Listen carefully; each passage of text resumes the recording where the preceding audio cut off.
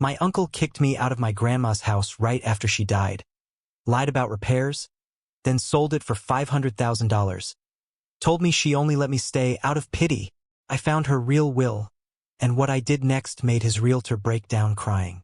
I was standing in the driveway of my grandma's little yellow house in Pasadena, California, holding a trash bag full of my clothes, when my Uncle Rick slammed the front door and yelled through it that I had 10 minutes to get off the property. My grandma had been dead less than 24 hours. I still remember the way the heat off the concrete made everything look wavy, like the whole world was vibrating, and I couldn't tell if I was shaking from shock or anger. I had lived in that house with my grandma for almost 5 years, taking care of her through every doctor appointment, every surgery, every night she woke up confused. And now, suddenly, I was homeless. "Grandma only let you stay out of pity?" Rick shouted through the door again, as if he wanted the words to stick under my skin. "You were never supposed to stay here after she was gone. The place needs major repairs anyway. Water damage, foundation issues. It's basically worthless." He said that last part almost casually, like the lie slipped out on its own. I didn't understand yet just how big of a lie it really was. I just stood there, clutching that stupid trash bag, staring at the window where Grandma used to sit and talk to her roses. Everything inside me felt wrong. Rick had barely visited Grandma in the last decade, maybe once a year at Christmas, and only if he was already in town for business. Suddenly he was the voice of authority, rewriting history like I had been some freeloading stranger. The neighbors across the street looked away when I made eye contact. They'd seen me bringing my grandma groceries, seen me pushing her wheelchair down the sidewalk, seen me doing yard work while she sat in the shade. They also saw Rick show up yesterday with his sunglasses and fake tears, talk to the hospice nurse for maybe 5 minutes, then immediately start making phone calls. I didn't know what he was planning. Not yet. All I knew at that moment was that I didn't have anywhere to go. My grandma had always told me, "Don't worry, Mijo. This house will be yours someday. You've earned that much." She said it in that matter-of-fact way she had, like she was talking about something already decided. So hearing Rick say she let me stay out of pity felt like being shoved underwater.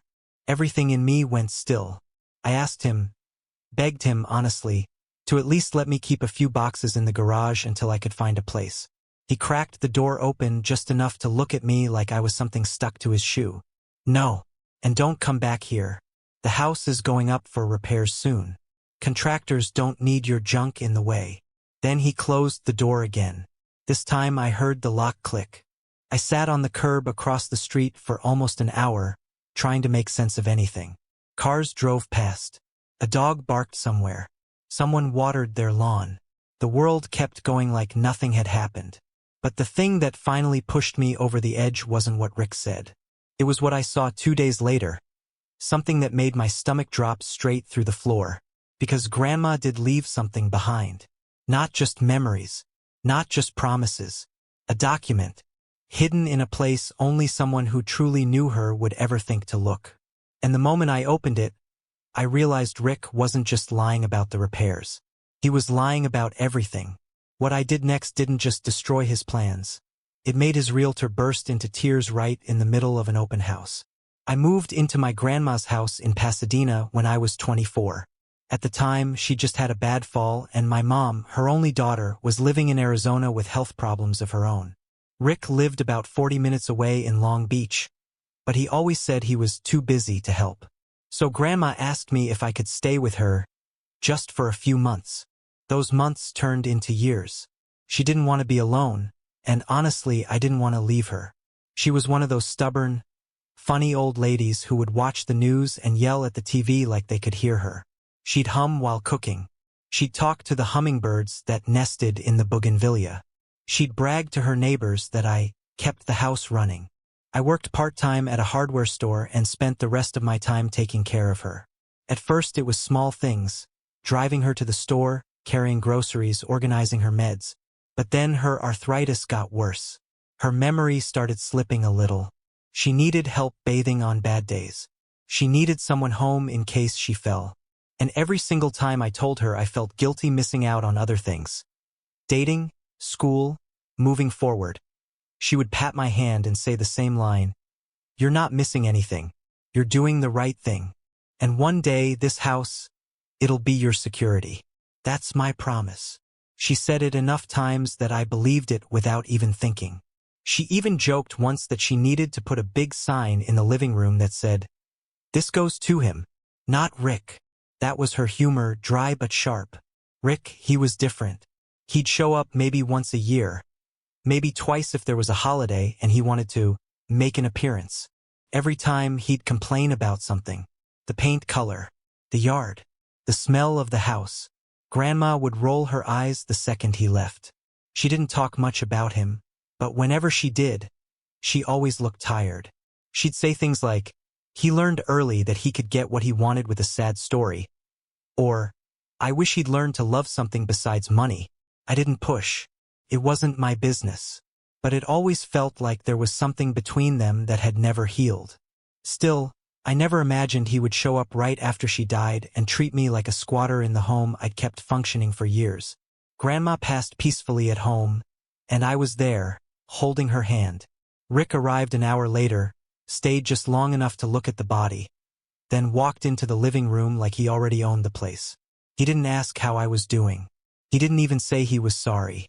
He just started talking about logistics, arrangements, property value, who to notify. The next day he told me the house was uninhabitable without major repairs and that I had to move out immediately. It didn't matter that I'd been paying half the bills, or that Grandma had asked me not to leave her alone even at the end. He said the house needed to be evaluated and I was in the way. I spent the next 2 nights on a friend's sofa, replaying everything. The promises Grandma made. The look in her eyes when she told me I'd be okay after she was gone. I kept thinking about that. I should have fallen apart. I should have been grieving. But instead, all I could feel was a gnawing sense that something was off. Something didn't add up. And when I went back to the house to retrieve the last of my things, that's when I found it.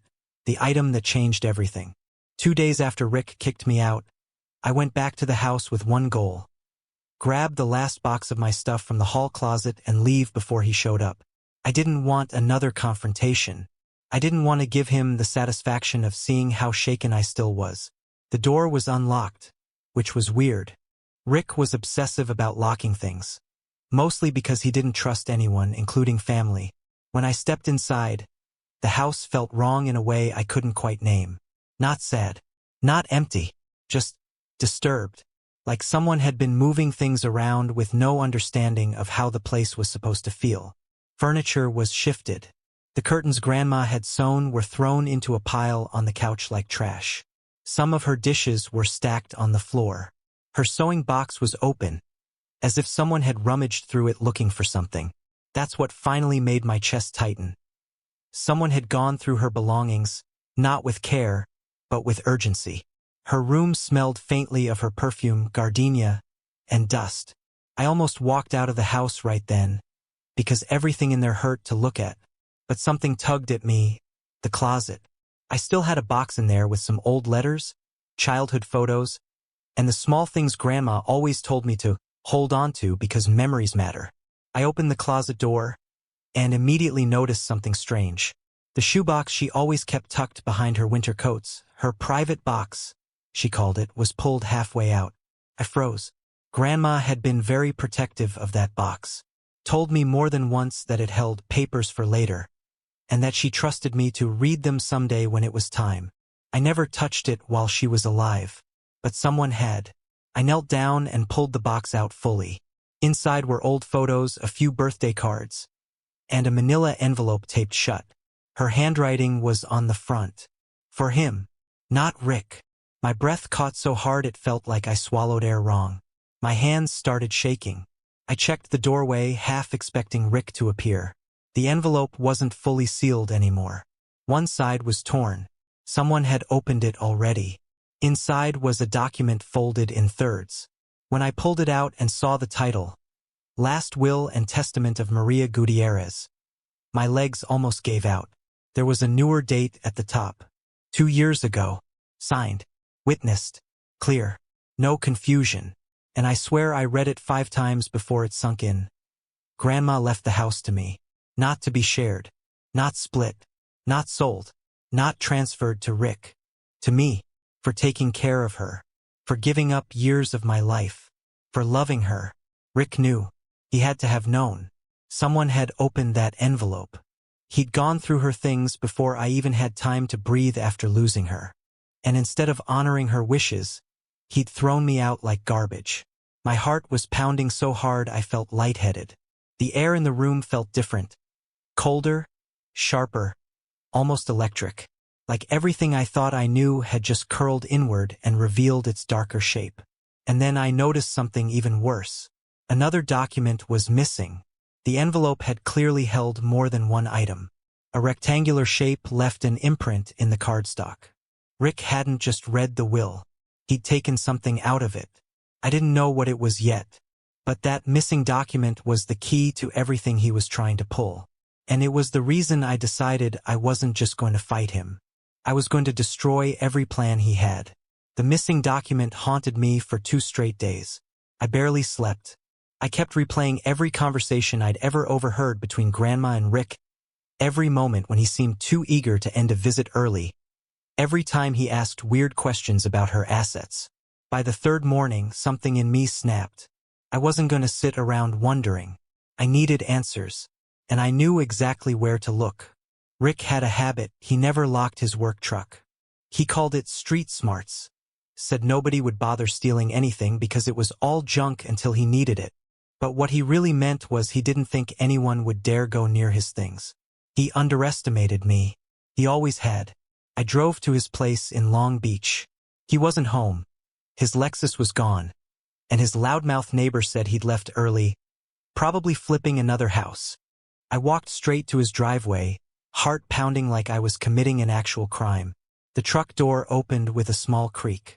Inside was the usual. Old receipts, fast food bags, folders, house flyers, tools scattered everywhere. But under the pile of catalogs on the passenger seat, I saw something that made my jaw clench so hard my teeth hurt. A folder labeled R. Gutierrez, Property Sale Prep. I pulled it open and felt my stomach drop.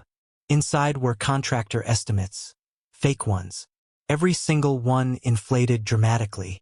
Foundation collapse. Mold contamination. Roof rot. Stuff the house absolutely didn't have. I'd lived there. I knew its problems, and none were even remotely close to what these papers claimed. Attached to the top with a paperclip was something worse. A printed email thread between Rick and a realtor named Lydia. He had written the first email the morning Grandma died. Not only that, he told her he expected to have the house vacant and ready for photos within 48 hours, and that it would sell easily for $500,000 or more. There it was. The truth he tried to bury under repairs and pity. He knew the house was valuable. He knew she left it to me. He knew exactly what he was doing when he kicked me out. But the actual gut punch came at the bottom of the folder. Another manila envelope. This one torn open completely. Inside was the missing document. A notarized addendum to the will. The exact thing Grandma had hinted at when she told me once, "I made it easy for you, so he can't fight it." The addendum spelled out 3 sentences that burned into my brain like heat off pavement. 1. The house shall transfer to my grandson immediately upon my passing.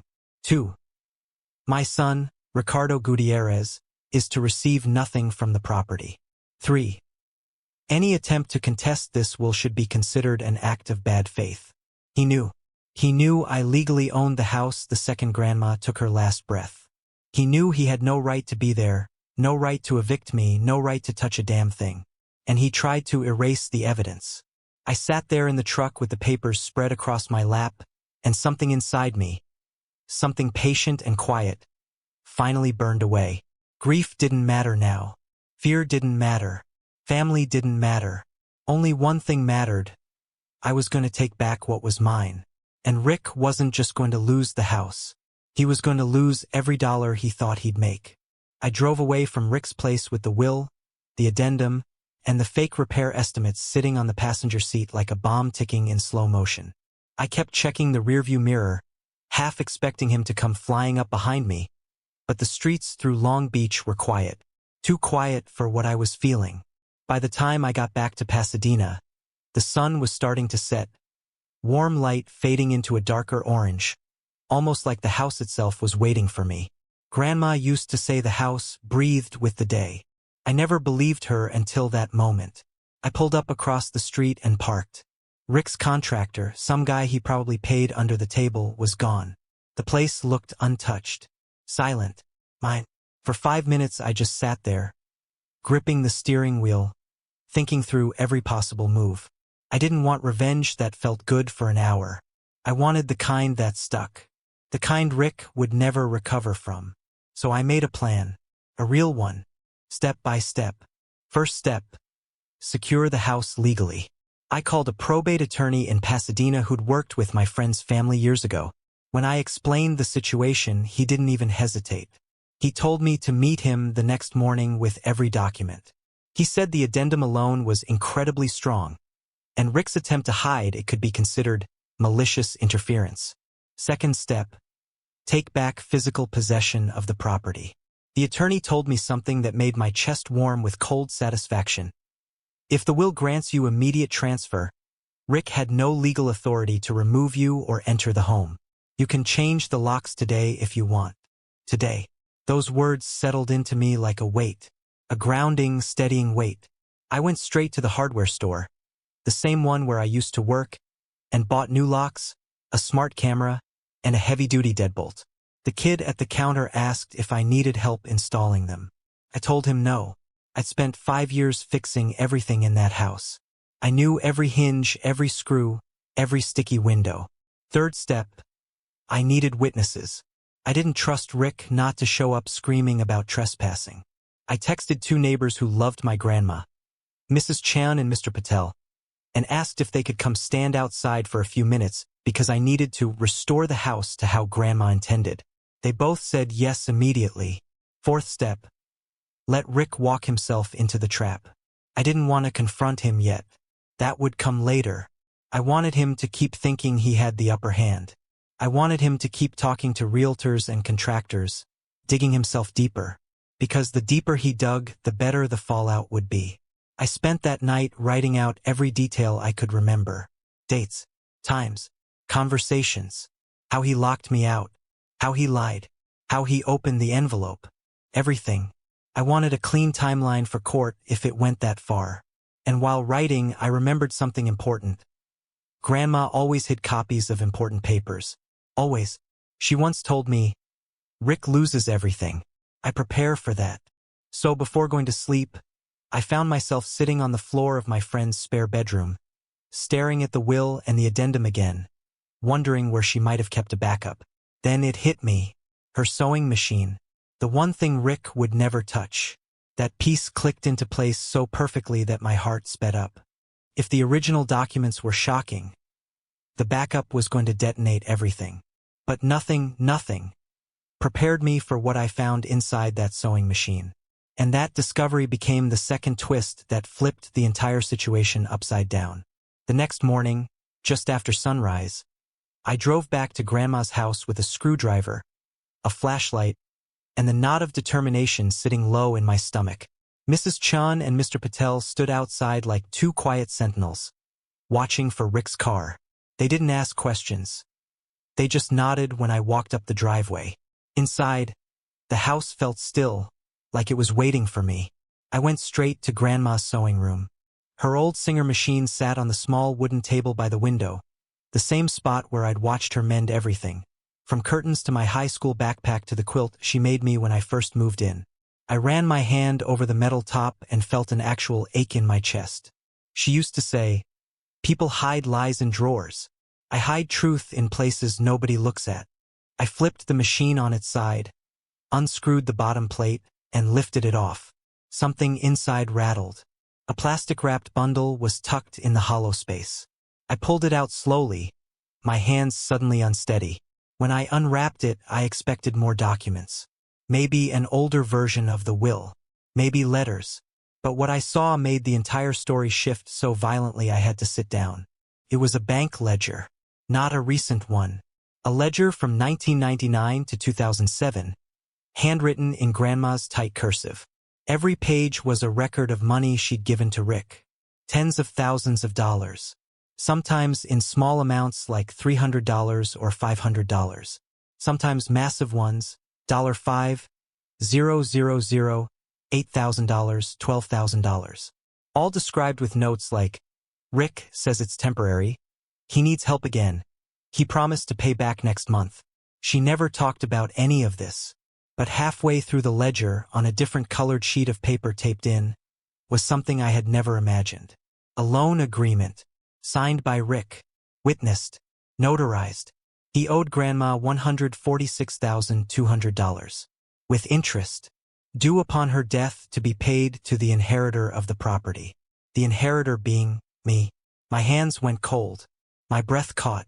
My vision blurred for a second. This wasn't just about the house. This wasn't just about him stealing. This was about him covering up a debt he never wanted anyone to see. He hadn't tried to steal the property because he wanted the money from selling it. He tried to steal it because if I inherited it, he owed me more than he'd earned in the last 5 years combined. He wasn't evicting me out of cruelty. He was evicting me out of desperation. I flipped to the last page of the ledger, and Grandma had written one final note in darker ink, different handwriting, shakier, but strong enough to hit like a punch. If he ever tries to take what is yours, show him this. He won't be stealing from you. He's been stealing from me for decades. I sat there for a long minute, letting that sink in. Rick hadn't just betrayed me. He'd been betraying Grandma since before I was even old enough to notice. Every time he skipped holidays, every time he showed up asking for money, every time he acted offended that she loved me, every cold look, every fake apology, it all made sense now. And suddenly the whole dynamic flipped. He didn't have power over me. He had everything to lose. I had everything to expose. I stood up, holding the ledger like a loaded weapon. I knew exactly what I had to do next. It was time to take the house back and break Rick's entire world open. I didn't confront Rick right away. I wanted to understand the full picture first, the real why behind everything he'd done. Because people don't just risk felony charges and destroy their own mother's wishes unless something inside them is rotten in a very specific way. And with the ledger in my hands, I finally understood just how deep that rot went. Rick wasn't careless. He wasn't ignorant. He wasn't impulsive. He was addicted, not to drugs, not to gambling, not to alcohol. He was addicted to taking money, taking sympathy, taking advantage of people who loved him, taking whatever made his life easier, even if it meant draining someone else dry. I saw it clearly when I met with the probate attorney later that day. He flipped through the ledger page by page, eyebrows climbing higher every minute. Your uncle never planned to repay her, he said, tapping the loan agreement. This wasn't a debt to him. It was a resource. He used her like an ATM. That hit harder than I expected. My grandma, sweet, stubborn, no-nonsense grandma, had spent decades quietly bleeding herself dry because her son knew exactly how to manipulate her. The fake emergencies, the "I'll lose everything if you don't help," the emotional leverage. It was all patterned, calculated. Not once in the ledger did Grandma write anything angry. She didn't guilt him. She didn't accuse him. She simply recorded the truth because she knew someday someone would need to know. But the most chilling realization came later that afternoon when Lydia, the realtor, called me. She had no idea who I was when she dialed. She thought she was calling Rick's assistant, the role he gave me in one of his emails when he described me as a temporary live-in helper with no claim to the property. No claim. Hearing that in her voice nearly made my blood boil. But then she said something that froze me completely. Your uncle mentioned the house needed to sell fast to cover old obligations. He didn't explain what that meant, but it sounded serious. He said he was in over his head. Right there. That was the truth he'd been hiding under all the lies and cruelty. He wasn't evicting me because he hated me. He wasn't even evicting me because he wanted the house. He was evicting me because losing the house meant losing control of the last source of money he had left in his life. Grandma stopped funding him 2 years ago, right around the time she updated her will. The ledger entries ended abruptly. My guess? She finally drew a boundary.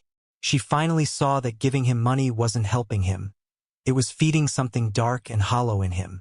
And he panicked. He needed one last cash grab. He needed one final bailout. He needed to sell the house fast so he could wipe away the debt he'd been hiding and keep living the comfortable life he'd built on lies. He thought kicking me out would solve all of that. He thought stealing the will would fix everything. He thought I would fold the way Grandma always did. But he didn't understand one thing. Grandma didn't leave me the house out of pity. She left it to me because I was the only person she trusted. Not just to care for her, but to protect what she'd spent her life building. And now I had everything I needed to do exactly that. By the time the attorney finished drafting the formal notice declaring me the sole lawful property owner, I didn't feel nervous anymore. I didn't feel shaky or scared or conflicted. I felt ready. Because tomorrow at Rick's big open house, the event he'd bragged about, the one where he planned to meet buyers and start a bidding war, I was going to walk in, drop the truth on the table in front of everyone, and take back what was mine. And when I did, someone was going to break. The open house was scheduled for Saturday at noon.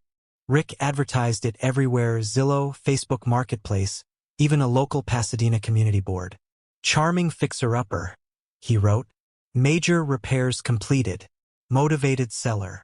I showed up 15 minutes early. The driveway was full of cars. A couple walked up the front steps holding iced coffees. A Realtor-branded sign fluttered in the breeze. And through the big front window I saw Rick. He was laughing. Actually laughing. Wearing one of his too tight dress shirts. Sleeves rolled to show off a watch he definitely hadn't paid for. Acting like the king of a kingdom he'd stolen. I stepped inside. The room fell quiet when the door shut behind me. Rick's face melted. From confidence to confusion to anger so fast it was almost funny. "What the hell are you doing here?" he snapped. Lydia, the realtor, looked between us, confused. She didn't know anything yet, but she was about to. I held up the folder. "I'm here because this house is mine." A few people gasped. Rick barked a laugh. "Get out before I call the cops," he said. "You have no claim to anything here. You were a guest. And now you're trespassing." Perfect. Exactly the words I wanted him to say. Exactly loud enough for potential buyers to hear. I opened the folder and pulled out the will. "I'm not trespassing," I said, keeping my voice steady. "Because Grandma left the property to me, not you. And she filed an updated will 2 years ago." I handed it to Lydia. She read the first paragraph. And her face went pale. "This says the property transfers immediately to me," I finished. Rick lunged forward, trying to grab the papers from her. But Lydia stepped back like he'd burned her. "There's more," I said, pulling out the notarized addendum. The one he'd stolen and hidden. "She made sure you couldn't contest it." He froze. I could see the exact moment the last thread holding his world together snapped. People were whispering. Some started heading toward the door. One older man muttered, "We're not getting mixed up in this," and left with his wife. But that was nothing compared to Lydia. I handed her the loan ledger next. She flipped through the pages. Her hand went over her mouth. Tears started forming immediately. "Oh my God," she whispered. "He lied to me. He lied about everything. He said the sale was to help with medical bills. He said he was drowning." "He is," I said quietly. "Just not for the reasons he told you." Rick's face twisted. "You think any of this will stick? You think you can just walk in and ruin my life?"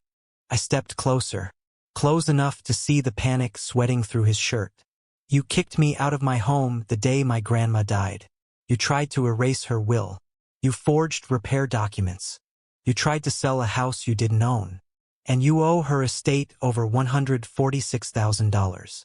Lydia choked on a breath when she heard the number. The room was silent. I reached into my pocket and took out the brand new house keys. The ones I'd had made yesterday. I looked him dead in the eyes. "You don't own anything here. And you never will again." Then I turned to the buyers and said, "The open house is over. This property is not for sale." And for the first time in my life, I saw Rick truly afraid. He stormed out, cursing, but no one followed him. Not the buyers. Not the realtor. Not even the neighbors who'd stepped inside when they heard the commotion. By that evening, my attorney had filed an injunction preventing any sale, notified the county recorder, and initiated a demand for repayment of the loan. Rick disappeared for a week. Then, too, last I heard, he sold his Lexus and moved into a cheap rental in Riverside. Word was he'd started dodging calls from the debt collector handling Grandma's estate. The house is mine now, legally, permanently, quietly. I replaced the curtains Grandma made. I cleaned her sewing room. I planted new bougainvillea in the yard. Some nights I sit on the porch and talk to her the way she used to talk to her roses. And every time I turn the key in the lock, I hear her words again. You'll be okay, Mijo. She was right.